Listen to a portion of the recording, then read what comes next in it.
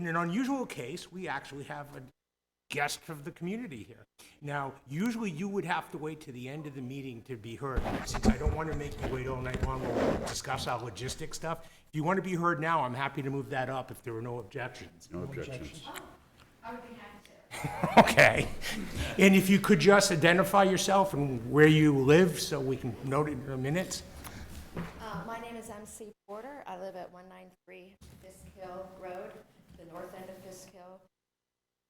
Part of Fisk Hill that does not have street. Okay. I was going to say, you're going to have to talk into the microphone. Great. Well, welcome. Hi, everyone. It's good to be here tonight. I'll make this brief. I was picking up the annual report today, and I was talking to somebody downstairs, and I was not venting, but I was sharing a few of my ideas, and they said, you know what, you need to talk to the Finance Committee. So I was advised it occurred tonight, so I thought I'd show up. First of all, like I said, my name is MC Porter.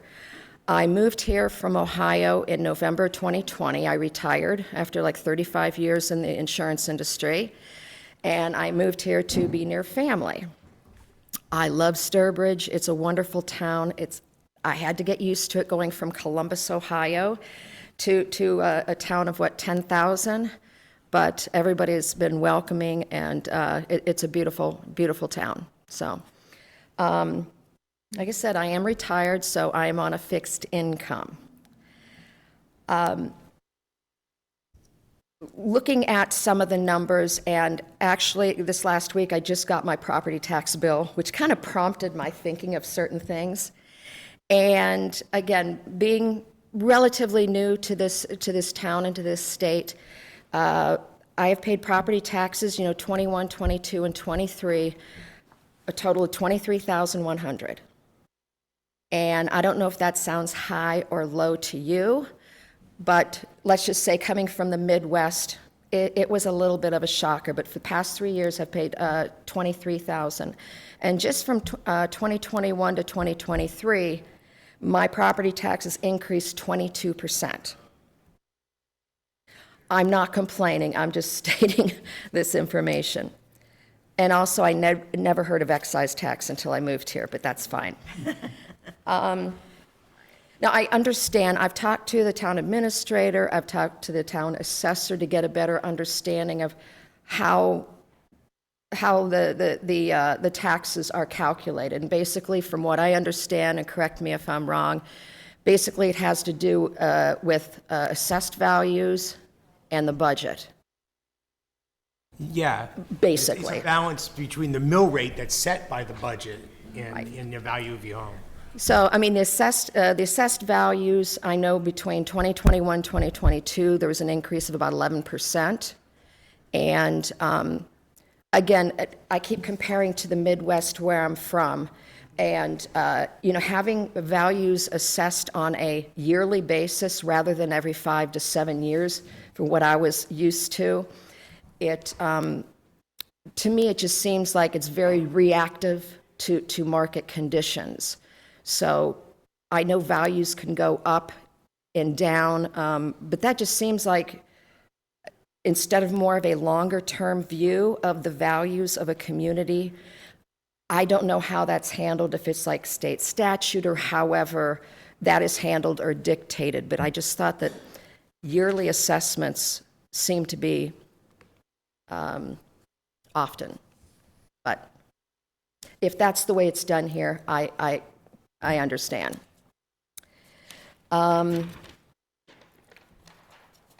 So like I said, assessed values went up 11%, even though the number of parcels only went down by 1. So I'm trying to get, a better understanding of how my taxes are calculated. So besides the assessed values, I think the biggest chunk of it is the budget. What is needed for the town, and then you allocate that amount to each person based on assessed values. Now, can I just interrupt? At your end of Fisk Hill, do you have water and sewer as well? No. Because So- that would add additional costs, and I just wondered. No, so I have an all-electric house, so I don't have to worry about gas. I have my own well. I'm pretty self-sufficient. And I pay a lot in taxes, but that's okay. I say this with respect. I don't mean to be I flippant. don't think anyone would argue with you that you pay a lot. of Well, you all know because, so I guess the one thing that I wanted to share just as a citizen and an opinion as you go into your discussions for the June annual meeting. I grew up with the attitude of my parents taught me, if you can't afford it, you can't buy it. And just because you want it doesn't mean, the answer might be, it's not no, but it's just not now. What I've experienced the past couple of years is that with the economy, and I'm sure you've heard this and you're experiencing it too, gas prices up, electricity is up, food is up, everything is up, inflation is up, et cetera. Again, fixed income. So I know there's certain things that I have to cut out.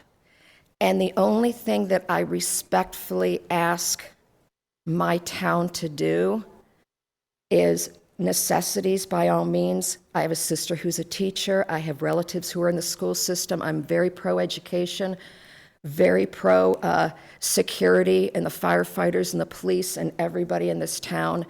I'm just asking, don't know where these are, but if there are any kind of like discretionary funds that can be postponed. Again, maybe the answer's not no, but just not now. Because as these property taxes, which are most, from what I understand, contingent upon what is the budget, what do we need, they keep going up. And it's tougher and tougher for, as my sister likes to say, the little people like you and me who have higher expenses elsewhere. And I just respectfully ask that as you go through these numbers, if something isn't needed but just wanted, maybe push it off until the economy gets a little better and we all have a little more money that we can contribute to the city to go for those things. But I just wanted to share my thoughts and have it be heard by the people who are determining this, and I respectfully sign off. Thank you very much for coming in. To be honest, you're the first person who's actually come in and publicly talked about their tax burden with us. Yeah, well, And it's good to hear because we have all those concerns as we I know. because we understand, that the impact of, a $10,000 expenditure. yeah. And I felt this way 6 months ago when I got the first half of 2023 bill, and like I said, I tried to go through the pathway, and I talked to the town administrator, and I talked to the assessor, just to educate myself on this. And I thought the next stop would be the Board of Selectmen, but it was suggested, since you were meeting tonight, that I would stop by here and just share my feelings. I love this town. It's a beautiful town. I'm glad I moved here. Family is worth the extra cost, but Couple of things. First, thank you a lot for being here and telling us how you see things. We have a published public series of meetings. The dates, it's always here or in one of the smaller rooms. It's always going to be in a public building, that's for sure. And the time is always also announced. You can find it on the town's own website. I hope that you'll watch the meetings. They're on television, and if you miss it live, they are repeated. And the minute you spot something that you question, is it really needed or is it really wanted? And you're dissatisfied, or you think we're missing something or misemphasizing something, let us know, please. I would be happy to. You don't have to come in necessarily to do it. You could email the chair or any of us. You can do that through the website Right. too. But I know that we crave, I mean, we wish there were 40 of you in here today and every time to let us know, because we take your responsibility as a citizen very seriously. Oh, thank you. I'm proud of you for being here. Well, thank you very much. I was venting to people who could do nothing about it, so I thought I'd bring it to you guys. But no, I'm happy to voice my opinion. I respect the job that's ahead of you. I know it's a difficult one, but like I said, I just feel better for me that I've been able to share these thoughts with I don't know, people who have maybe some control over what happens down the road with the budget and with taxes and things like that. So, one thought: the final word is by the voters at the annual and special town meetings. We do their legwork. One of us actually began on that last November because of the size and complexity of a portion of the budget, and had 4 meetings before January 1st. okay. And we're doing that legwork in order to make what, under the charter, is the recommendation to the townspeople. It can be amended, it can be defeated, it can be accepted lock, stock, and barrel. I've never done the calculations because it would really be tedious. My guess, and it's only a guess, is that the townspeople, knowing that the Finance Committee takes $10 and $10 million dead seriously, probably when the Finance Committee and the Selectmen have different recommendations, but the recommendation under the system Right. comes from this body. The voters at the town meeting accept the Finance Committee, where it differs from the Selectmen, probably in the around 97 or 98% of the time. I think it's only because of 2 reasons: the legwork and the fact that we do not run for office. It is very well, it's the way it ought to be in my own view, that there is a group with authority that has to answer to 9,400 people. Well, this group is still answerable to 9,400 people, but appointed by the moderator who is elected. Right. And there's turnover. There are 9 seats. 2 of us have been on over 20 years, so that leaves 7 seats. Just myself have served with 4.3 people per seat. There is turnover and there is continuity. I think that makes for better legwork and better decision-making, because every now and then, somebody who's relatively new on the committee will say, huh? Why? Well, the light goes on. So you combine that with some seasoning, and we aim to bring to the townspeople the best thinking and reason for it. Right. Every now and then, somebody here will say, well, I feel. Well, again, just for my own self, as a member of the committee, you have to leave your feelings at the door. If you don't, you've appointed yourself the smartest person on earth. You Right. can't do that. Yep. Got to have reasons, and you got to make sure those reasons stand up well when somebody who disagrees starts poking holes. That's a healthy thing. So thank you, Mr. Chairman. Was there comments over here? No, I think Larry got there in the end, that, I appreciate the comments. But while this is a process, in the end, it's the voters of the town at town meeting to decide whether they want to spend the money. And they may agree with the recommendation of the Finance Committee and Selectmen 97% of the time.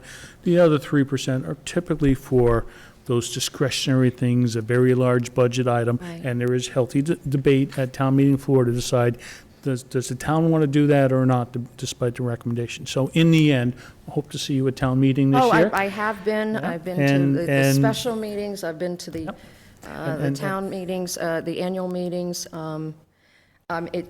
It's a little frustrating when I do show up to an annual meeting and I look around and there's, maybe less than 100 people sitting there making decisions for the whole town. That is a little frustrating, but I'm sure you all feel that as well. Most of the town people feel the same way. We And- would like to see that room full every year because, 170 people deciding everything for a town of 10,000, Or they've decided you've done such a good job, I'm good with everything that's there, or they'll trust you and I at town meeting to Right. vote for them and take care of it, so, but look forward to seeing you there, and that's where the final action takes place. We spoke, you and I spoke at one of the times. Yes, we did, I had a question, there was a break, and I came down to talk to you.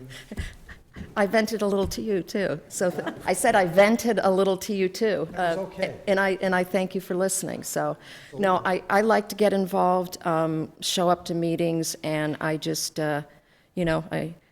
maybe I'll just try talking to other people in the town and say, hey, show up, because it does matter. And when I write that check, and it comes out of my checking account, and I know all of you feel the same, it just, sometimes it hurts when you're on a fixed income, so. I appreciate you sharing your thoughts, though, and we'll make sure we keep them in mind. Because you picked the right night, because this is the start of our entire deliberation process, when we're going to go through the entire budget, and we're going to go through the warrant articles, which also contained expenditures and collections and things like that. Just remember, tighten those purse strings. There's a difference between neat and nice. So anyway, thank you for listening, and I appreciate your allowing me to speak first, and I'm going to go home and watch it on the, whatever channel that is, 91? 191. 191. Thank you. Thank you very much. Thank you. Thank you very much for listening, I appreciate it. Okay. That was refreshing. So I know going into tonight, we're already behind the eight ball because we're one meeting shorter than last year. We haven't had a Saturday meeting. We've only had the budget book now for like a week. So what I'm hoping to kind of do, logistically, I've got everyone's dates as far as this posted schedule as to when you can and can't be here. So I know, so far, it looks like we're not going to have any quorum issues on any of the night. So that's a good thing. What I was kind of hoping,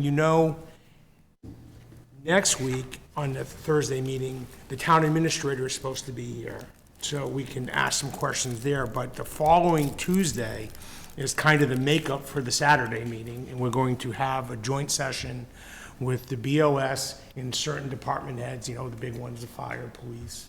I don't know if education will be there, but fire, police, DPW. And so I'd like to get started, but I'd also like to be able to get together a set of questions or comments that we all have from what we've read or what we've reviewed, and so that we can get them submitted to them to say, here's some concerns we see just in the presentation. And before we really get started, so Barbara, can you, at this point, can you just try and speak? Because I think I got the speakers fixed.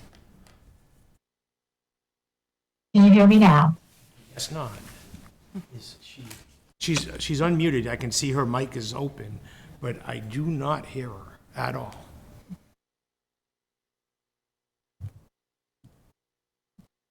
Okay, let me just go check one thing. Saying that she's talking. It is. Watch, Does she have it'll everything- go in green. Does she have everything on mute, Barbara's- maybe? no, Does she- Say something if you can, Barbara. She unmute? Can you hear me? Oh, yeah. Oh, wait. It's in the back room. We just heard a faint sound there. Try one more time. Can you hear me? Actually, I think Mike is right. It's coming from the speaker. This cable room and not from the speakers on the back wall. Stranger Things. Okay, hold on. All right.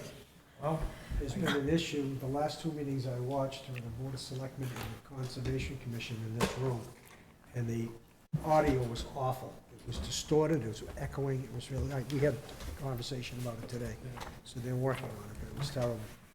and does everyone have their package? Because I have one. Okay, so this will be for whoever gets appointed. Great. All right. So I don't know how we want to start. I guess, Larry, we'll start with you. Are there any comments you had over what you saw? And we'll work our way around in the budget package.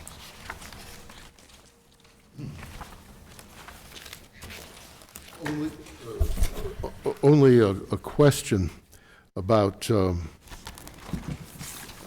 handling of the senior center expenditures linked to plans or reflecting plans for the senior center upgrade and renovation and expansion. I don't know if that is that a viable project? Are you talking about the warrant article, the 1.78?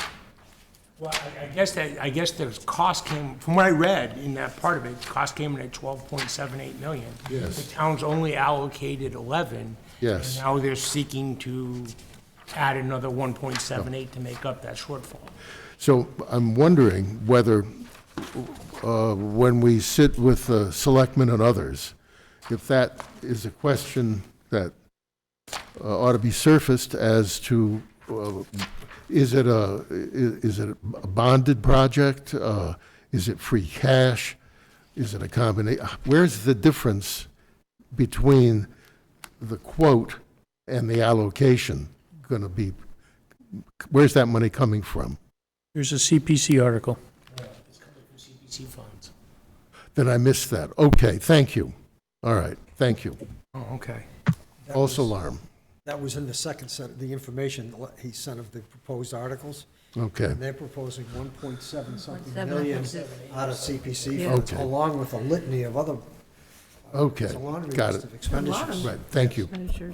Well, the CPC would like to sit in when we consider their things. So that's part of the things, is that once we get our concerns kind of elevated, is working out a timeline of who will present when, so we can get some defined dates for, like, the Board of Health and the CPC, who I know who's expressed interest in talking to us. So you're all set, Larry? Lee, anything? Just $1 million to fix the culvert on Cooper Road was astounding to me, but I'm not an expert, that's why we have a DPW director. Yeah, that was, $1 I've heard million. that road, though, I've heard it's quite They were- bad. they Oh, I were- walk Because by of- it every yeah, day. oh, you do. I can understand it conceptually, but $1 million, that's, They actually, we had discussed it in the capital planning committee. I think that's the road where it'll actually almost be replaced with a bridge. It won't be just Yes. a car, it's Oh, gonna yes. become a full-scale bridge and be elevated. yeah, that area, as I walk down there, the road does go below grade where the beaver dams is, but it still just seems like an amazing amount of money. That's it. Kathy? Yeah, you can always come back if you want. Just keep on rolling. You know, it just seems like there's a lot of expenses in this budget that you do wonder, have they waited and let things go, or what? It's just it seems like a lot of extra expenses this year. Maybe I haven't dug deeply enough into it, but I have read the whole thing. You know, and this is small money, but they couldn't even spend the whole betterment budget. Aren't there other things they can use? I mean, I think they were short. They didn't spend like $4,000 of it. Oh. Something like that, of their, 16 whatever percent that they have. I And mean, as long as it went to one of the three components of what it's going to be Right. spent on, I mean, I suppose it could just, take care of an expense. have we maxed out on what's, the beautification or what? Or, could a little more money go to recreation than that we don't have to pay for? Because the percentage of beautification is almost 50%, I believe. Yeah, almost 50. And recreation is only a little under 15. I mean, could that pick up some of those? And again, that's short money, but, Well, but, the way I wrote it down here is, can funds be directed to capital costs? Because there are some small capital costs that. well, could and be they do recreation. put money in for, Yeah, but I mean, things that- when they're short, like it's things, other things that might be in. right. It just seemed like they couldn't spend the whole thing. Does that mean there weren't enough requests even? I don't know, or could there have been things from the budget that could have then been spent in those categories, obviously, but, if we're trying to save money, there's some money there. Yeah, I was surprised to see that. And yeah, some of the articles, they're large sums, if you want to piggyback on what our guest said, that we should be looking at everything. Mr. Waddick? Well, the other big nut I saw, and I don't remember the number offhand, but was the HVAC system at the library, wasn't that? Oh, yeah, that was, Over $1 million also, so we got $1 million for culverts, we got $1 million for the library, and $12 million for the senior center, and God knows I'm a senior too, and I would love to have the senior center, but, maybe it's time to think about what's necessary, what's urgent, and what we can postpone. if Yeah, that's the necessary. thing too. I mean, one of the big things coming is, probably not this fiscal year, but short term anyways, is the radio system Yeah. replacement, right? That's been on the works for a Been long on. time. That's like a $5 or $6 million bill. And I mean, and that directly affects public safety, DPW operations, and the bus line operations. So, I mean, there are foreseeable large cap expense stuff coming. And maybe, some of the more discretionary items put shelf for a little bit. But, I mean, I say that, and then you'll hear in my comments, there's other things I picked up, and I'm like, well, this is something that you're saving short term, but it's gonna cost us a lot more in the long term if we don't take care of it. Joe, do you? Assuming that the chief of police is going to be here, recognizing that I still believe that's my assigned piece, that I would have a number of high-level questions for him related to where we are with union negotiations as an update. Ask him to, again, talk about his decision-making and the balance between new staff members versus the overtime rates. And then he had historically provided stats on calls in versus out from other towns where we continued to fall behind. I didn't see any of those stats in the package. Well, actually, you're right. I know that he does generate those reports on a monthly basis that go to the Board of Selectmen. Maybe we can get a copy. Yeah, it's just some of the, again, as I didn't see anything egregious in this, but those three things, I think, typically always are a focus for us to make sure we're comfortable with the overall spending. And then I had there are three new line items. One's something called longevity, which I'm not familiar with. There are new tasers, and I just wanted to ensure that per police cruiser request is consistent. I believe we have a separate stabilization fund for those, and so I'm assuming that what's in here is consistent with that. So those are, again, focused on the police chief, who I'm assuming will be here, but. Okay, one of my comments relates to that, but we can get to that. Mike, do you? Yep, just trying to do some math here. So, I guess my initial observations still need to go through this some more in no particular order. Larry mentioned senior center, the extra $1.8 million increase. So I guess my first question would be not where are we going to fund it from, but do we have time to take a pause and go back? What's driving the increase over there? And there was, the recommendation from the, folks that were hired to study options was 60 Cedar Street. I realized people kind of wanted to push it back up to the old center versus, some of the feedback they were getting about, putting it at 60 Cedar Street, but might be a good time to sit and take a pause and say, are we too far down the road, we got to keep going where we are, or should we look at what the other option is, and maybe it becomes easier to manage costs overall and provides a less costly and equal or better facility for seniors there? Rather than just say, sorry, it's going to cost us another $1.8 million, let's write a check.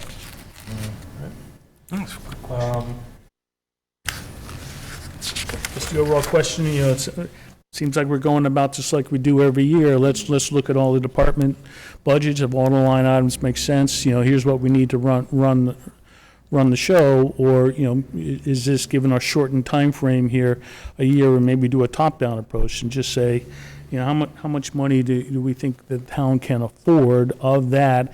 How much gets split between education and town? And then let, you know, school departments and, you know, the selectmen and town administrator who kind of run the town on a day-to-day basis, figure out, given this is how much money I have in the budget, how am I gonna spend it? What are my priorities? Rather than just saying, well, here's how much I need this year, so let's go out and get it. You know, there's another year, you know, we've got $1 million increase in revenues or something in here. But again, we're coming up with budgets where we tax right up to the max and don't leave us any cushion for some other things down the road. I think the cushion is $8,000 Yeah. this year. You know, and again, you know, part of that's. $57.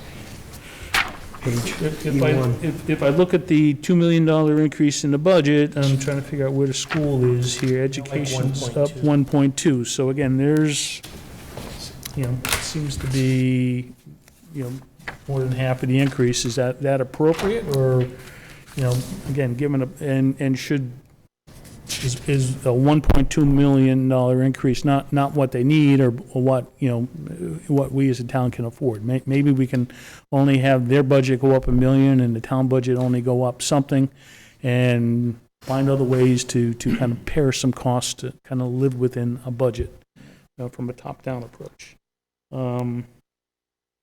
Free cash. I know we got a lot of free cash. That's always good, to the extent that it's from increased revenues that weren't budgeted versus, hey, we raised and appropriated money from people who live in town today, and we're going to throw it in a bank account and spend it down the road. Usually, you know, state and other governments, local governments are, you know, we're paying for it this year, and the people who live in town this year, you know, pay it, and, you know, it goes from there. So healthy to have it. I know it provides a cushion, you know, for future expenditures and unknowns.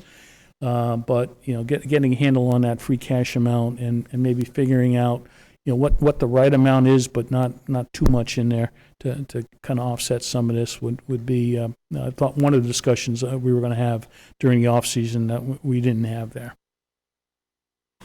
I know the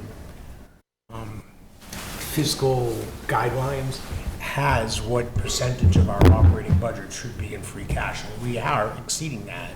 But, I mean, there seem to be quite a bit of expenditures that are going to take big chunks of that free cash position out. Like what we pointed out, $1 million for the Cooper Road culvert replacement is a free cash line thing.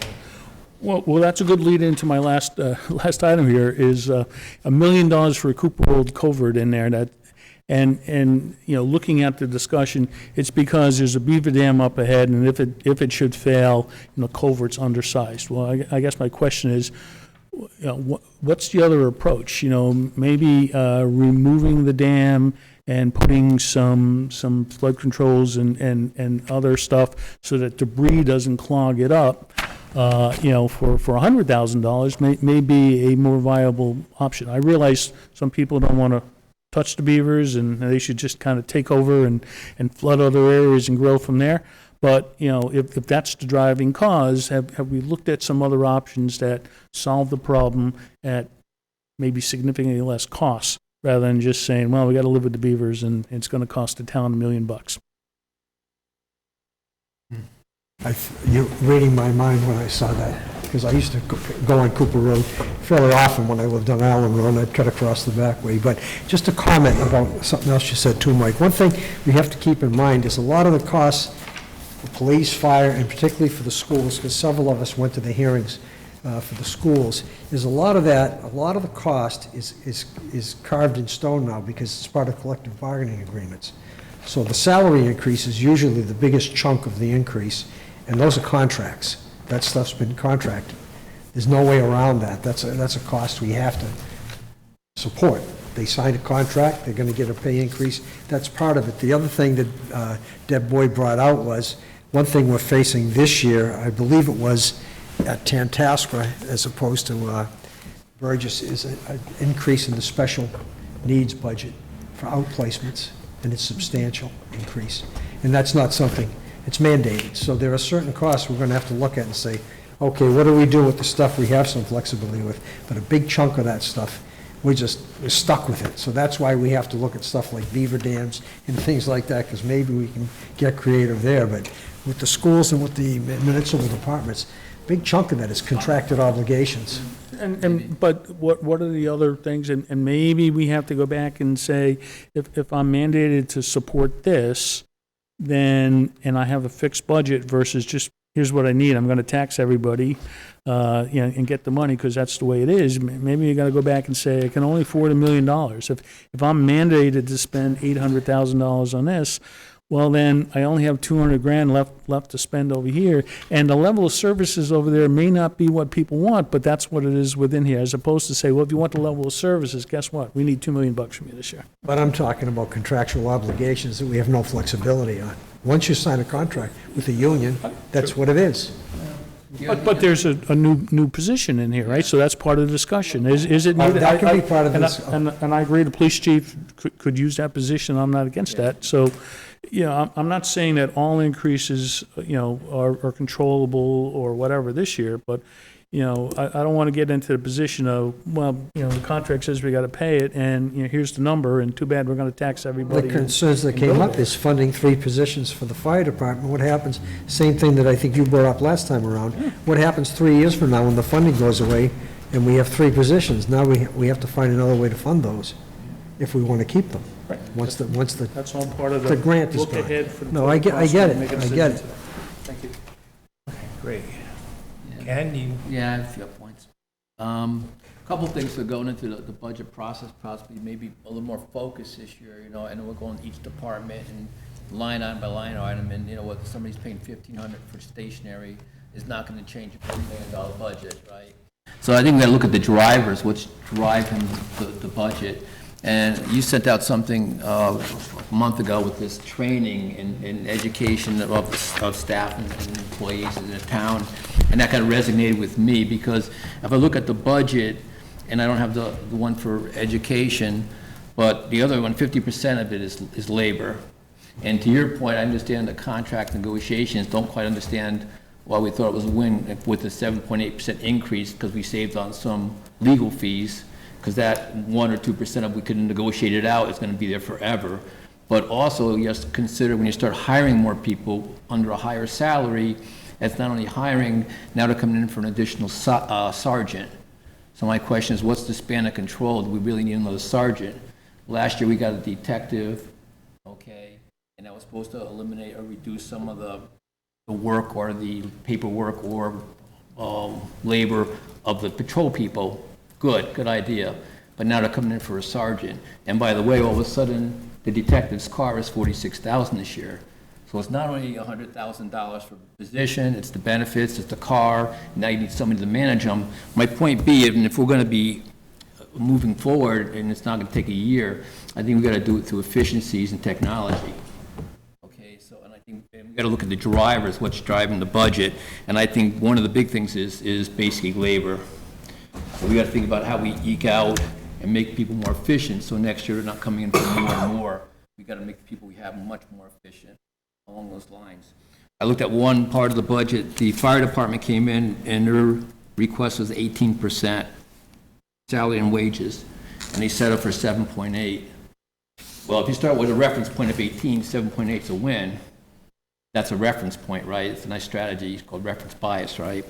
So that we can't get the budget under control, we start looking at those numbers continually. And we hire on top of those numbers continually. It just doesn't work. It's too much of the burden.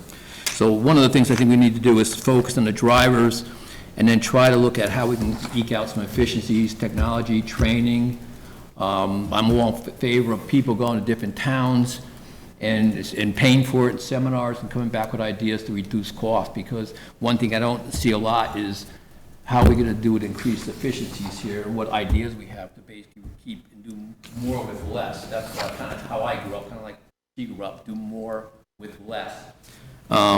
So that's a couple of ideas that I was just moving around as far as that's concerned. So the individual, budgets, I think when I look at one of the biggest drivers for this year was revenue was basically $180,000 from our investment income. Is that, we have money on the sidelines, we're making money on it, I assume? We have tax revenue cash that goes in a bank account until we make the expenditures, so This that's is what. income, that's 180,000, that's a lot of money, you have to have millions to generate 180,000 unless you make 10% on it. We collect $40 million a year. Yeah. I mean, it's good if it's just sitting on, if it's something we do with pure cash flow and we're getting it and not using it, or is it excess money that's there that we're basically making investments? I don't mean stock investment, I mean just bank it and alike. Anyway, my point being was that's one of the larger increases in revenue, income, then knowing that, we have to be careful how we're gonna spend money, because we're not gonna be getting more income because the town's growing and more people are moving in and more businesses are moving in at this point from what I see. Right. That's definitely how do you increase revenues is every town's mantra. How do I bring people in to help grow my tax base? Increase my tax base. So, you know, outside of a few other things here, I think the biggest thing, my takeaway is let's focus as a team on the drivers and see how we can eke out a short-term and long-term to get that going in the right direction. And again, I think the efficiency improvements in technology, I'd love to see the IT department double or triple, knowing they're putting in a bunch of systems that eventually reduce the efficiency or increase the efficiency, reduce cost, one which way or the other. I don't know how that's going to be, but that's for sure something to look at. Okay. All right. So I hit some highlights all over the book, and I'll just walk through the book. So in the actual, what did she call this thing? The budget message. I mean, one of the things that got me on page A3 is the talks about ultimately our goal is to produce a balanced budget that provides a level increase service to the public, responsibly funds our stabilization funds, and maintains reasonable reserves. But then I look at, you know, what they're doing with water and tax. I mean, one of the big concerns is, you know, the water and sewer funds really don't have big balances to handle a large expense coming in either one of those accounts. So, I mean, what's the plan in building up those reserves? I mean, there's got to be a plan there, but unfortunately, that means to the water and sewer user, that means additional costs because of additional fees. It already went up last year. Yeah, they did go up last year. Yeah, I thought they had a rate increase that was, One was 25%, and the other one was, and then there were also some large expenditure, or a number of expenditures over the year to draw the account balance down, and then the rate increase finally kicked in. So I think we'll have to find out, but I believe part of the way to do that is you now have higher rates that hopefully give you, you know, some revenues to start building up after you, part of that rate should be a contribution in there, and if we can control the amount of outflows for a period of time, that gives us a chance to build it back up. no, I'm curious what their approach is going to be to doing that. Because I haven't heard it mentioned anywhere, but we've always highlighted it as this is a big problem. Because if one of your pumps go for $750,000, that fund's, you know, Gone. is gone, yeah, it's just gone. Something, I just was curious, because this is just another comment, I guess it'll go to Robin's thing.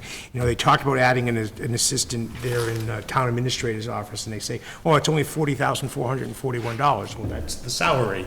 What are the additional benefits, costs? You got a manager person? Well, that, you know, it's an additional person, but I mean, still, you've got healthcare benefits and retirement benefits that need to factor into that. And I'd like to see what that real cost is versus just what, because those other two get buried in the unclassified line item. I agree with you. I think when they put a new position in, I think they should give the total cost, and including benefits, any cars you might need, anything else associated with that position. So rather than saying it's a $100,000 position, it really is not, if you put all expenses involved in it, right? Then the other thing that caught my eye isn't under the unclassified in B5, the group insurance. I guess the town has decided that they're going to increase their contribution level to 65%. So, first question is from what percentage? Is it starting from 55% or 60%? You know, what are we looking at there? What's the average effect of that on salaries? Because in essence, that's a raise. If you're giving people, you're paying their share of cost, you're giving people a raise. So what's the, how does that affect the salary numbers, and what percentage is that reflect across all I those thought the people? same thing, and I saw at one part, they reduced the cost by something, and then immediately said, well, we'll give you back to you in the benefits. And I'm like, wait a second, we saved some money somewhere, and it lasted like 3 seconds, and then they put it back in somewhere else. It's like, why don't we just save it and leave it alone? And in one of the things, we did change our comparison towns there a few years ago. They went to a new list that included Charlton and Southbridge and Webster and, more local things. I'd like to have an idea of how that, if we're going to 65%, how does that relate to other communities? Do other communities do that same type of percentage? I didn't see any of that in there, other than that we just decided to do it. And I'm looking to request some information related to that. I went through a lot of the budgets, but what else came in there? Kevin, Yes. in the matter of the increase, was it from 4 to 5% on of employee contribution? What was the figure you just mentioned? For which, It said they're increasing their contribution to 65% of that cost of benefit. Thank you. Thank you. Well, as you may know or not know, I represent the Finance Committee on the Personnel Committee. The reasoning is, Harry, if you don't mind, could you speak into the... I represent the Finance Committee on the Personnel Committee, and the reasoning for that step was competitive positioning to encourage retention and to be more attractive. Otherwise, there will be a brain drain. You can't stand pat, is the thinking. I completely understand that, but, I'd like to see the effects of that. I agree with you, because at one point, I know the town of Webster was doing 95% of their employees' health care benefits, but that turned out to be unrealistic, and it backed off. But Barbara just texted me that said, in this case, we went from 60 to 65%, so it's not like it's 50 or whatever. And quite honestly, My take is that- 65% is not a generous contribution. No, but you still need to be able to answer. Yes, If someone you asks do. you need to be able to answer the But questions. What's in the what's effect? comparative world, 65% is not, no, I think culturally, ultimately, part of, our directional thing is, again, the way I read it is like, the town received a 10% decrease in HMO Blue and another 12% decrease in, subsequently, they elected to increase the contribution. So like I said, a win, we save money, but wait a second, we elected to push it back in the pot. Well, to your point, Larry, if there's a rationale behind it and it's something to be competitive and alike down the road, and it saves money because you retain people and experience and everything, so be it, good, if there's a reason for it. Reading this, it just seemed like, wow, we saved money in one area, and within a flash, we pushed it back in the pot, and I'm like, well, let's take it out of the pot and leave it out of the pot, If we're gonna save money, we can't keep doing it. It was a good win on the insurance. The group insurance has incredible it's an savings. opportunity. You It get was a nice. reduction in We could your only save premiums, some and you money. can use that to, Yeah, so they did a good job, but then we pushed it back in. Another factor, it's within the budget, but on the topic of the budget, but not on that particular subject. There is much initiative, of course, across the town in seeking and then bringing in grants. What I wonder is if we are looking at least sometimes, the opposite of leakage. We're getting absorption. What happens, and I think we've all witnessed it, a grant just ends. Everybody knew it was going to be a 3-year grant. Well, the grant's over. Well, there's the absorption. So before the application for the grant, what is the analysis to show what happens the day after it lapses? And is there an end to that service or that product? Or is there a sort of a musical chairs pursuant to what you were suggesting, which is more from less because the grant itself was a tutorial in how to properly absorb or dispense with. So don't seek the grant unless you know what'll happen the next day when it runs out. I worked at a place 500 years ago, OSV, where interns came in under a grant, a federal grant or a state grant, and they stayed for 20 years. And, and the payroll ballooning doesn't begin to tell you what happened.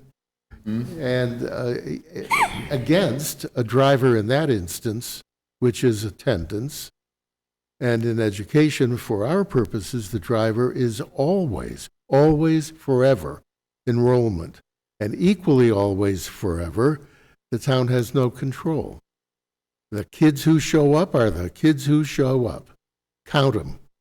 Now you got to teach them. So, and the state is watching. You know, there's certain things you got to do. Otherwise, you're not a school system. Witness Southbridge, setting a record every day for being the longest in receivership in this state, ever. So you can't not do certain things. Right. But you're facing an uncontrollable driver. So I agree with the driver analysis, but I think it has to carry a huge footnote when it comes to education, which is roughly half the whole budget. Yeah, exactly. Which puts pressure on the other half to be very stringent in decision-making. And I think education budget is important because I think people come into towns and communities for the education too. So the quality of the town rides on education. Every realtor will tell you that. Exactly. I would never move to a town when my children were younger at a town and the school system's not very good. Keep driving, let's go. We'll go somewhere else. Just one other thing that I noted, and it's in the capital budget. And I had asked this because I'm on the capital planning committee, but I wasn't able to go to the second meeting. And so where the actual, I guess, vote took place to propose this. And this is something for the police chief, in a way. He's got the detective vehicle in here. Now, the way he described it to the capital planning committee, it's basically another Ford Explorer in the same color as the town sports, but it's not outfitted the full way. It doesn't have all the guns, all the lights, all that stuff. It's going to be for the detectives used to investigate and to do undercover work and any type of undercover investigation new. But the first thing I thought of is right away, anytime I'm driving on the highway and I see a Ford Explorer, my first assumption is that it's a cop. And so why would you buy a Ford Explorer? Why not go to a cheaper sedan, whether it's a Malibu or whatever, whoever makes it, another type of thing. Not too many left. Yeah, there aren't. You're right. That is a problem. But it just struck me as odd that they would replace it with a vehicle that resembles every other police car we have. This was going to be the one we're going to use for undercover work. Right. That was the only kind of stickler in that particular budget, but it's a $47,000 expense.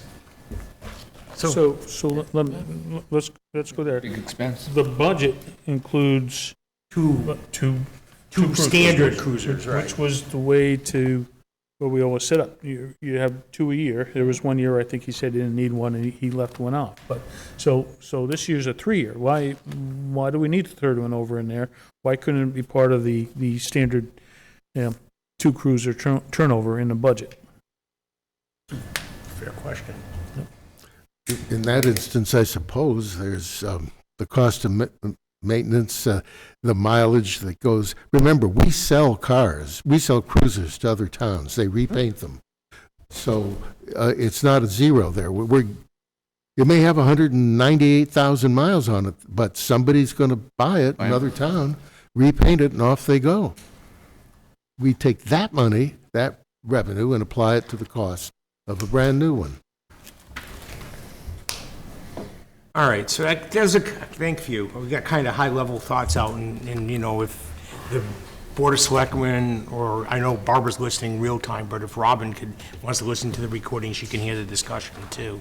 Logistically, the other things we need to deal with is, like Joe pointed out, liaisons are missing. And so, since you've already taken the initiative with the police department, you're more than welcome to continue with it. I know Larry's got education. I mean, is everyone good with what they have and can do it for another year? Because I know, again, I feel like we're way behind the 8 ball, and we're trying, to do our due diligence in a very shortened window.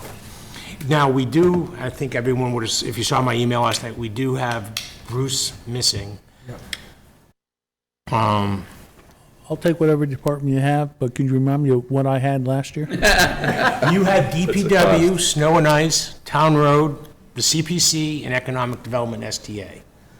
I can send this out if we're just going to redo this. You probably should, for our Yeah. memories. I will, I will send it back out. So did you volunteer to do Bruce's too? Is that what you say? Well, we hadn't gotten to that conversation yet, so. Okay, no, that's fair. I thought you were gonna split it up among everyone else, but, I can, I mean, like, some of Some this of stuff, Bruce's. like, who has the finance director, you could definitely do central purchase, these are Bruce's, central purchasing, debt service, debt principal. Well, actually, he had the finance director, now I keep reading this, so, does library, Barbara really need a liaison? I think she's always here She's speaking up here. for herself, so. yeah. If Barbara needs a liaison. to Almost get back all of to this us, is I'll- pretty I'll straightforward, volunteer. except library, senior center, and, which is the building and council on aging. Those are the really two that would need somebody. Am I only on the fire? Because I could take another one then. You are fire and public safety complex, yes. Oh, and public safety complex. that's right. But, I mean, that falls under fire in a Right. roundabout way. Yeah, I'm already meeting Tuesday. Okay, great, so I'll, If you want me to take something out, I could. do you want the library or the senior center council on aging? I like them both. Okay, then there you go. No, I don't want them both. No, wait, no. I'll take the senior center. Okay, all right. Beginning to That's see- the building and operations. Right, I figured, yeah. Like everything else. Anyone want to step up for the library? I will. Okay, I've done it before. It's, all right, beautiful. big thing is the 18% for acquisitions. Yeah, is it 18 or 19? Yeah, what the number is. 19, I guess, yeah. Otherwise, the State Board of Library Commissioners, to us, to them, we're dead. That's just it. Two other hits we didn't mention here, though, was Worcester County retirement and Medicare tax. Those are big hits, too. Yeah, they are, but, they're one of those things like They're mandatory. mandatory, No way yeah. around them. Go ahead and just mention that so everyone just hears what you... Yeah, it's in here that we have Worcester County retirement system. The contribution has gone up 12.1%, and the Medicare tax increased 7.1%. That's not optional. You can't just say, well, we're only going to do half of it. You're stuck with that. That's what it is. It's a government requirement. All It is right. what it is. So, how solid do people, one thing, I would, normally I could say, we could vote the finance committee budget, but we can't even do that, because I need to discuss with who, I guess it's Robin and Barbara, they reduced the purchase of services down to $1,700, which has been basically reflective of the last couple of years where we printed our report. Unfortunately, the business I've been using to print our reports has just been purchased by another entity. So I don't know if they'd honor the same cost again, so I would rather have us go back to that at least $3,000 number than $1,700 and have me, I guess I'd come for a reserve fund transfer, but that would be, At a 40 minute, I think it doesn't make a difference. yeah. It's just a small thing, I just happen to see that. I mean, it was a reasonable cut to make, except, they didn't realize that the printer got bought out. Or we listen to Ken, and maybe you publish half as much, and some are available as downloads onto people's iPads and phones, so you're not printing as many in the future. There you go. I wonder, that's a good idea. I mean, I'm not, I've just, I wonder if there's a requirement for us to QR have code this. when I walk into, the election or whatever, and there it is. $4 thumb drive with all the information. I mean, a lot of things are I'm now, actually okay with that idea. a lot of things now are posted, and then you download them yourself print them out. I mean, I just had doctor's orders downloaded to my chart. I had to print them out and bring them to the lab. You don't even do any of that anymore. I still want a paper copy myself, but other people can download. You can print it at home. Doing it that way. No, I mean, that's not a bad idea. I want to say last year we only printed like 300 copies. It wasn't an obscene number last year. Some years, based on if there's a really hot topic, we're doing 600, 700 copies. But last year, there wasn't really a hot thing. And I mean, unless the senior center, I like your idea of maybe possibly reconsidering the senior center funding and saying, you know, is this really, want to throw another $2 million at something that might not have been a good idea to start with? I mean, that might attract people to this one, but How many copies did we print for that amount of money? I'd have to go back and look. I want to say it was 300. So they're like $5 a copy? I think they were $3.75 or something a copy. It's a phenomenal price. It is. Oh, yeah, no, I know I was getting a great deal, but I don't know if, you know. Is that the with guy I sent you to? Yes. I don't know if the new ownership is going to, you know, say, well, my God, he was taking a bath on that. No, we can't do that. It's going to Might be have $9. another source for you. Oh, okay. But that's another thing. So when do you think, knowing you're willing to present and discuss and have us start taking votes? Because you have to think of it working backwards, right? May 18th typically would be when we review our report, the final kind of edits and all that type of stuff. Because, right, the town meeting is June 5th. So usually, you know, it's 2 or 3 meetings, so let's say the 27th, the 4th, and the 11th are the warrants. I mean, you know, so you're really, now, you're talking, we've got tonight and 3 meetings to do the line item budget. I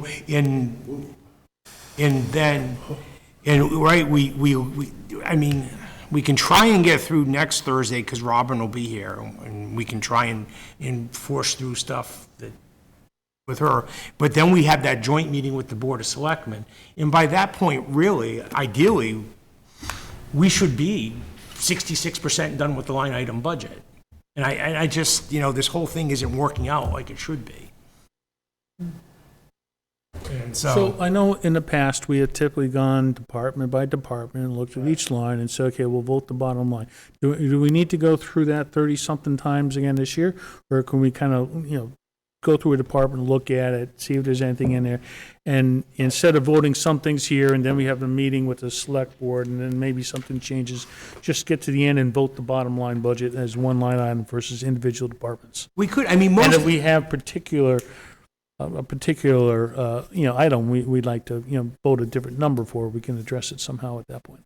I mean, to address you, most of the increases are identified and tried to be explained in, you know, the budget overview section here and the different things. So the explanations are here, so I mean, we could take your approach and just, you know, for the really big budgets, we'll have that meeting with the Board of Selectmen, what I would imagine would be police, fire, DPW.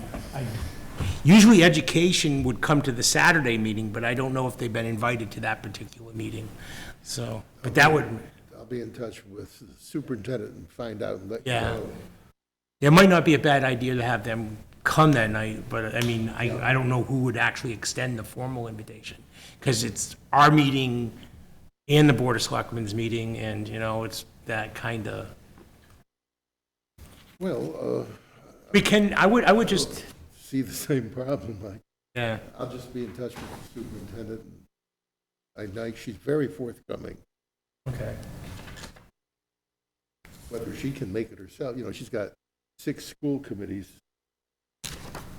you know, 5 or 6. There's kind of a coterminous sort of thing. Yeah. Out of curiosity, where did we start last year and where did we end up budget-wise? I mean, the departments came in and said, this is what we want, and then we regurgitated, changed, moved, discussed. What did we end up? What was the delta in that? Was there any significant changes from what they requested versus what the end budget was? I mean, how much impact do we have any which way? Or did we just say, okay, well, let's discuss it, I agree with you, disagree, done. If I had last Barbara year's has that book. or not, or. No, you would too. I mean, this book last year, I have it at home. I didn't take it with What they me. came in, but I see right now what they came in this year and recommended they wanted, then I saw what the town came in and said they wanted to give them. But I don't know, what ultimately, after we got done with the budget last year, what kind of impact delta did we have on the process? Did it increase, decrease? Did it stay the same? And I don't know. I would venture to say it stayed the same. Yeah. But the process helps us understand what's in there. And for those in the community who feel that they have to support, because they're making a recommendation to approve a particular budget, they at least understand the details that are in there in case questions come up. But very rarely have we gone, and we've had some discussions about hip waders for the Concom agent one year and, $100 here, something there. But generally, we tend to go with what's in there with a better understanding. I don't think we change many particular line items versus what comes in here most years. And I want to just echo, Larry said it earlier, Mike just said it now in a different set of words, but I mean, like you always say, we're doing the legwork of those people attending the town meeting, and I personally believe we owe it to them to make sure we understand this budget, and we can explain why things are happening, and why the numbers are what they are, because you can get asked anywhere. I've had people ask me questions around pumping gas, and so you should be able to explain that to them being in this position, because you are making a recommendation to them. Here's the action we as a committee think you should take with your vote tonight. To me, that's an important role. I think if this person right here came in earlier on, if she was there, I'm sure year over year, it wouldn't have been the same. Given it to her druthers, as far as, maybe it would be. Maybe she'd look and say, yeah, you guys are so efficient, it's incredible. You should get more money. I doubt that would be. I mean, I actually have a spreadsheet that I've tracked since I've lived in Sturbridge, my annual taxes all year long. I was looking at it, and in the last 2 fiscal years, my personal home tax has gone up 12.25%. You're lucky. Yeah, I'm sure there's some that's gone up more. I mean, it's just, your valuation of your home fluctuates and all that type of stuff, but, I mean, we're all kind of in the same boat. I think the word impact was used a moment ago. What is the Finance Committee's impact? Well, I'm glad that was mentioned, because that gets right on the line between the Finance Committee being the Finance Committee and making itself the Management Committee, even though there's a TA and a Board of Selectmen overseeing a TA. We have to be mighty careful. Think of the workings of a watch. Every part needs every other part, but only to do what each part does. Mm-hmm. If one part starts trying to do what another part does, nothing works. It stops. So I think when we get eyes for impact, we're on the line. And we all live in the same neighborhood. It's called consequences. Mm-hmm. I think that the thing is that then are we directional? We want to be more directional. Because I agree with that. I don't want to get into any of these departments. I run my own companies and stuff, so I don't need that. The point being, though, is that we direct. Supposing they came in and wanted $45 million, and we went through and said, yeah, that's reasonable. You want 2 more sergeants. You want another three cruisers. At that point, do we just say, yeah, it looks good, and you rationalize it because, and it's 45, let's move forward? Or do we go out and say, no, we want 40, things are tight. I looked at the 5-year budget, I read the opening of this, and it sounded really dire of what's going on in the town, like dire. Like, in the next 5-year forecast, we got huge problems. That's what I read from this PhD, where he was, dire. We're not budgeting like it's dire. So are we to say it's dire and 40 should be 38, and you guys figure a way to do it efficiently? Or what's the role along those lines? Because this is not a dire budget, if this was a dire comment that I read. To use your example of cruisers, I think our responsibility is to draw out from the police chief and the TA the public protection rationale for 30 cruisers, 100 cruisers, whatever the number is, because whatever our recommendation is going to have two parts to it. Our view arising from our understanding of the professional's view. And we can't play cop. Yeah, no pun, right? Well, so we're one part of a town. We're not running it. Oh, yeah, I realize that, but I'm just saying is I read the introduction and then it said, look at the 5-year, and I looked at the 5-year, and the increase cost-wise is going up 2%, and the revenue is only going up 1%. It seems like small, but we're digging a hole, and there's nothing in here that says the hole's going to be filled up or we're going to get ahead of it, unless, like I said earlier on, we can do it via training, technology, Parkinson's law, let's make everybody more efficient if possible. I don't know how that all works together, but if this is what is driving it, then, and we agree to it, then we didn't heed the introduction of there's some issues going on in the future. We got to figure out a way to solve it. I don't see anything that this year that we didn't do last year to solve it. Well, I hope you'll say those very words to the TA and the Board of Selectmen. Right, that's exactly an excellent question for her to be able to answer, because I agree. And this has been stated 7 fiscal years down the road. I mean, you look at the projections down the road, our costs are going to exceed our revenues. Yeah. And then what do we do? And, it keeps getting pushed down the road, and it might be a good idea to say, okay, you've even highlighted, Mrs. TA, in your address this year, that I can see it coming now. And granted, other TAs knew it was coming but didn't highlight it. She's highlighted it. So Yeah. now it's Do the time job. to say, okay, what are we doing about it? What's the plan? So my top-down comment at the beginning kind of aligns with where Ken's going. We tend to do bottoms up every year. If all the line items add up, we must be good. This is good. But I think the first step we should be is top-down. How much can we afford? How are we going to split it between us and the schools? And then at that point, one can sit back and see, and how you budget and what you spend it on, TA and Board of Selectmen. You guys run the town on a day-to-day basis. Why should I get into middle how you're doing that? On the other hand, I think we should then be able to go back and look at those things and say, well, we said you can spend $40 million, or the town can afford $40 million, and here's your piece. Let's just make sure the expenditures you are making are reasonable and make sense for what you need to do, and that we didn't and we don't find any things that probably just don't make sense for the good of the taxpayers in there. So I think we come at it from both ends, but we tend to always go from the bottom up and just say, well, that's the number we need. Yeah, we're going to have to tax it and go from there. So. It's not only the price. There's an equal sign. The other side of the equal sign is value. And it's up to the voters. If they vote for it, they accept the value at the same time that they pay the price. And if they vote against it, they say it's unequal, ain't going to do it. They got the final word. Our sin would be to conceal information. Oh, for sure. Yep. I think the town, because the last meeting, I think was outside when the equestrian was taking place and everything was packed, right? Nobody wanted the racehorses.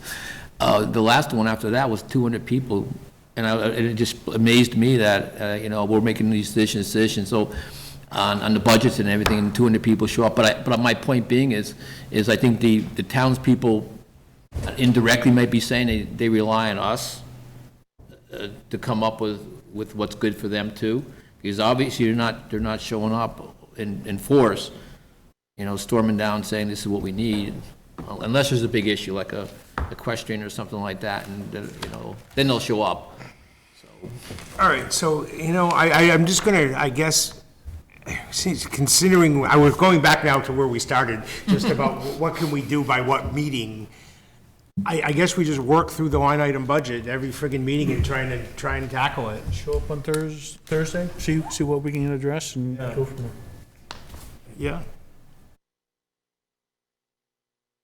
Okay. I was going to make a recommendation after the meeting to Kevin, but I'll make it to everybody. Go back and look at the 2 school systems, Burgess and Tantascwa. We have the information here. look at the police department, look at the fire department, and the schools and the DPW, and add that up. And what you're gonna come up with is an increase in the budget over last year, just from those entities, of about $1.35 million. Just from those 4 entities, and I would speculate that 80 to 90% of that is salaries that are contractual. And that's the handcuffs that we have to see if we can overcome. Just an observation, because this is a perpetual thing. Every year, we face the same thing. The biggest chunk of this is always salaries because of bargaining agreements. I mean, I'm not judging it, I'm just making an observation. That's what it is. And I agree with you, but my point is that then key, the way to prevent from going into the future is improve efficiencies and don't hire more people.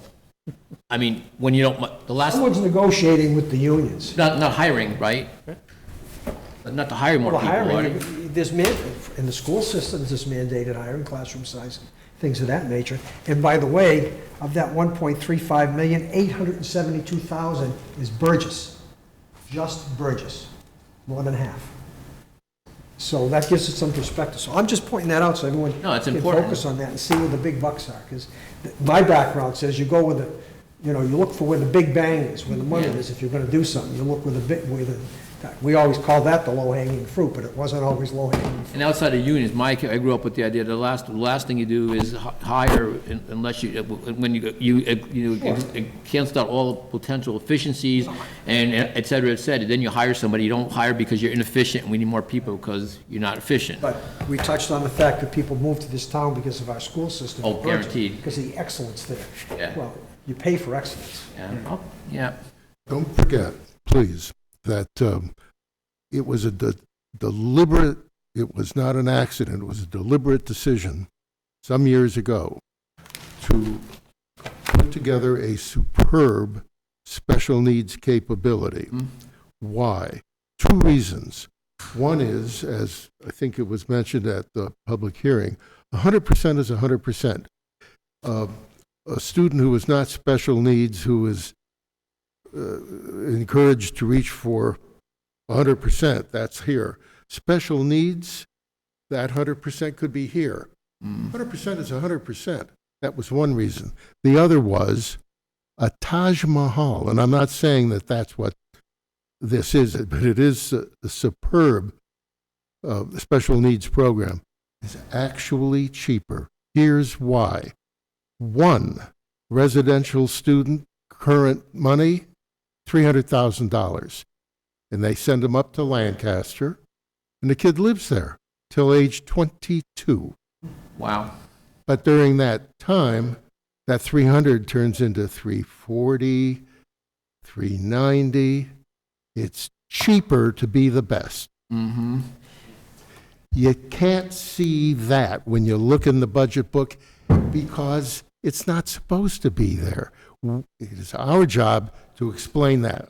Not only for special needs, it could be for paving roads. It could be for a judgment. What do you do at 3 a.m. when some wise guy has lured, under a phony kind of call for help, single officer cruiser out to Tantascwa, and the next closest backup is a half hour away? Or do you want to spend $47,000 on a cruiser and have somebody nearby? Your turn, you say.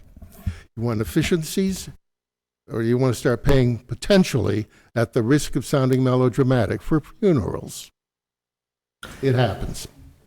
One of the things that came up at the school meeting too, and it's come up in the past, Larry, and you're aware of this, is the individual towns that comprise Tantascwa, once a special needs student gets to the junior and senior high school, it doesn't become part of the district. Those individuals remain the responsibility of the town where they live. So our special needs portion at Tantascwa, at the junior and senior high school, is dictated by how many of those students are actually from Sturbridge. So It's in that's the one of the Burgess things that budget. doesn't get spread out. What's that? And it's in the Burgess budget, not the Tantascwa. It's in the Burgess budget, so I'm sorry, I thank you. It's in the Burgess budget. Right, So it's but- pushed back down so that we cover our costs of our own citizenry for that type of a thing. And that's fairness. The same thing with the bus. We are the only one that has our own buses. Because we can operate it cheaper than we can outsource it, Makes like the sense, other yeah. towns do. But that was, I think that's important to know. That's one of the attractions to that Pathways program that started at Burgess I saw some. 20-some odd years ago. Some discussion or something, I don't know where it was, on, I guess there was some special needs, and I guess that my take seems to be, from what I know some people who were teachers and the like, is that the towns always say we can support it, and a lot of the parents say, no, you can't support it, we want to go and take our child outside, and there runs the battle, right?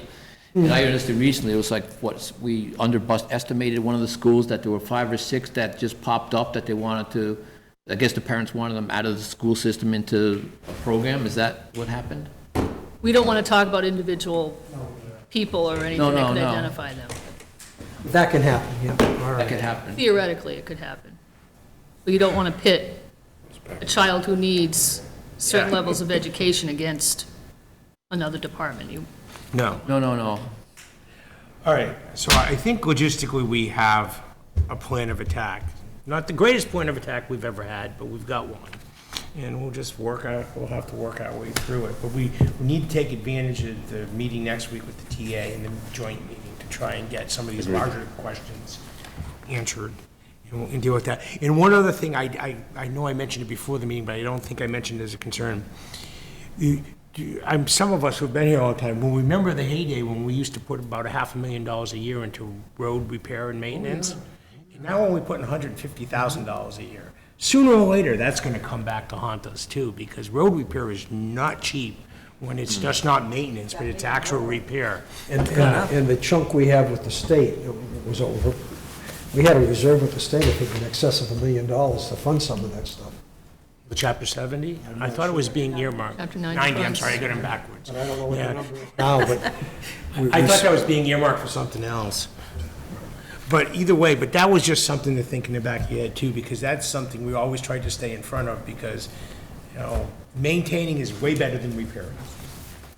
All right, so any other final comments? Because then we'll move on to the other parts of the agenda. I think we have 2 sets of meeting minutes that were sent out. And Mr. Waddick has comments on. Yeah, just one of them I do. So we'll deal with April 7th, 2022 first? If I can find it. Yes, I do. Oh, has Jim got one? I wonder, is this the one you were talking? August 4th was the one All right, so that I was let's talking deal with about. April 7th, and we'll deal with that, so. All right. Anyone have any problems with April 7th? It's not really a problem, it's just 3 corrections. Oh, okay. What printed out as the second page, oh dear, 1, 2, 3, the 4th full paragraph, which begins, LM reviewed that the school department, please change reviewed, which is, well, to noted, N-O-T-E-D. Also, later in that sentence, to sit at the table, and change participants to participate. And in the immediate next sentence, please change SM to LM. Thank you. Oh, good catch.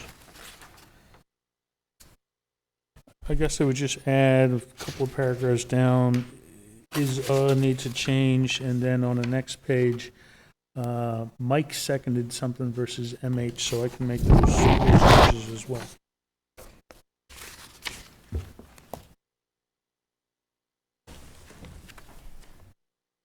Okay. Anybody else? Questions, comments? I will note that the form of the motion's a little different than we've done in the past. In the past, there's been a lot of detail that's in there. I'm okay with the form that we have here on voting line items. You just like, I mean, I know we're doing like KS discussed, and as is kind of like the whole discussion happens in there, and then seconded, and then the vote. Is that what you're talking about in the No, format? we used to put like snippets of the book showing the 3 line items or whatever. A little bit Oh, more I see. detail in there. I thought that was too much. I'm okay with this. Okay. I mean, I wasn't bothered by it at all, so I'm good with that. All right, then can I get a motion to accept the minutes of April 7th, 2022 as amended? I think the word is as corrected. As corrected, okay. Larry? Okay, Mr. Waddick will second. I think that was you.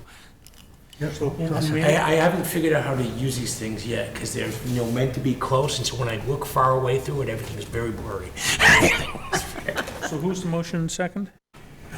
Larry's the first, I Jim is second. the second. All right, any further discussion? All those in favor? It's 8-0.